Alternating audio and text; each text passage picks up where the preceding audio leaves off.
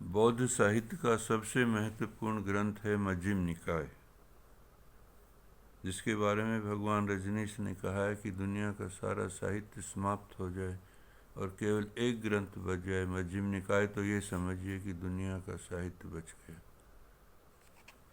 इस साहित्य में हमें किस किस तरह की जानकारी मिलती है, उसका जिक्र हम पाली भाषा का साहित्य डॉक्टर भरत सिंह उपाध्याय की पुस्तक से कर रहे हैं।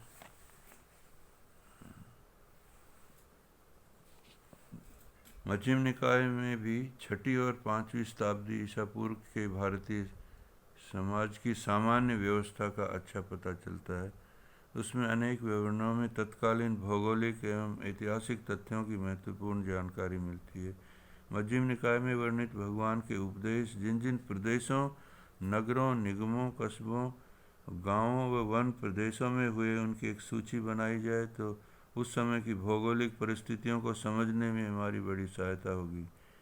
अंग, मगध, विदेह, सूना प्रांत, यौन, कंबोज, भग, काशी, कुरु, कौशल जैसे प्रदेश, वैशाली, चंपा, पाटलिपुत्र, कपिलवस्तु, राजगृह, नालंदा, श्रावस्ती, कौशाम्बी, वाराणसी जैसे नगर, शाक्यों के मेदलुप्त, कोलियों के अहिल्यवसन, कौरवों के थुल्लकोठित आदि कस्बे और दंडकारण्य, कलिंगारण्य जैसे वन प्रदेशों जो बुद्ध चरणों की रज में पावन हुए थे, हमारे लिए गौरवान्वित स्मृति का संदेश देते हैं।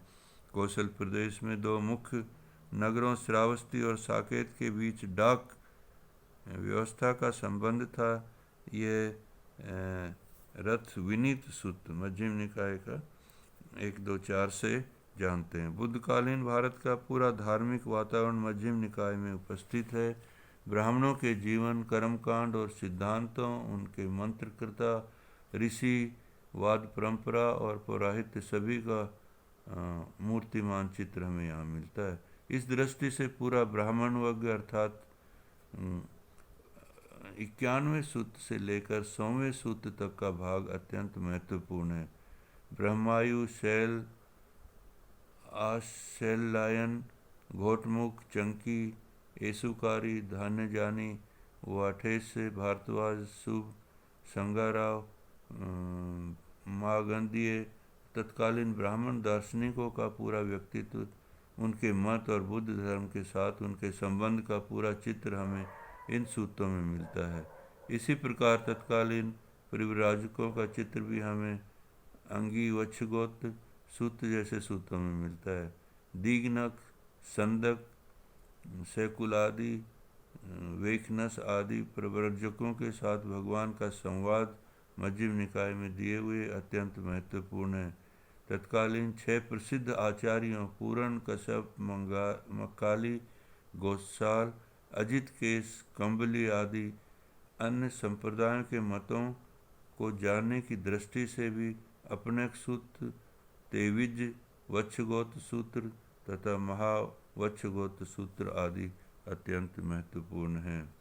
कंदरक सूत्र, उपाली सूत्र और अभय राजकुमार सूत्र में निर्ग्रंथों ज्ञानपुत्र, निगंठ, नाथपुत्र, नाथपुत्र या नाथपुत्र भगवान महावीर के मत के संबंध में भी यहाँ सूचना मिलती है।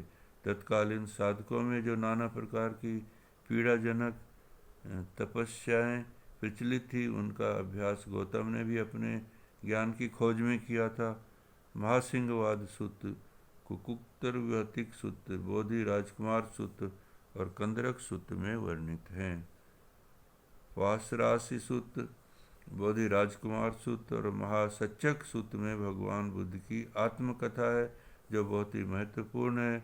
ब्रह्मायु सूत्र में उनके इरियापथ का वर्णन है, जो उनकी दैनिक चर्या तथा साधारण शारीरिक चाल ढाल के समझने में बहुत महत्वपूर्ण है।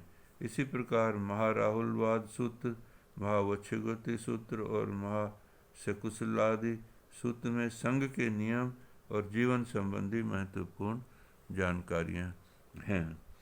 कंदरक सूत्र और धनंजय सूत्र भी इसी दृष्टि से महत्वपूर्ण है। पियजातिक सूत्र, धम्मेचेतीय सूत्र तथा कंथल सूत्र में तत्कालीन राजाओं के कुछ विवरण हैं।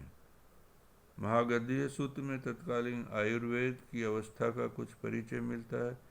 यहाँ ऊर्ध्व विरेचन, अधोविरेचन आदि का विवरण है। बाहितीय सूत्र में बाहित देश में बने महीन कपड़े का उल्लेख है तथा उपाली सूत्र में रंगने की कला का भी निर्देश आया है। सारांश यह है कि मध्यम निकाय में तत्कालीन समाज, धर्म, कला, कौशल आदि का एक अच्छा चित्रण हमें मिल सकता है। इस प्रकार हम उस समय के इतिहास को इस पुस्तक से धार्मिक, राजनीतिक, व्यापारिक सब प्रकार की जानकारी इस ग्रंथ से मिल सकती है। इसलिए इस ग्रंथ को आप जरूर पढ़ें। 152 सूत्र है। आपका मंगल हो, आपका भला हो। मैं डॉक्टर लाल सिंह फिर आपसे किसी धर्म चर्चा पर मिलूँगा।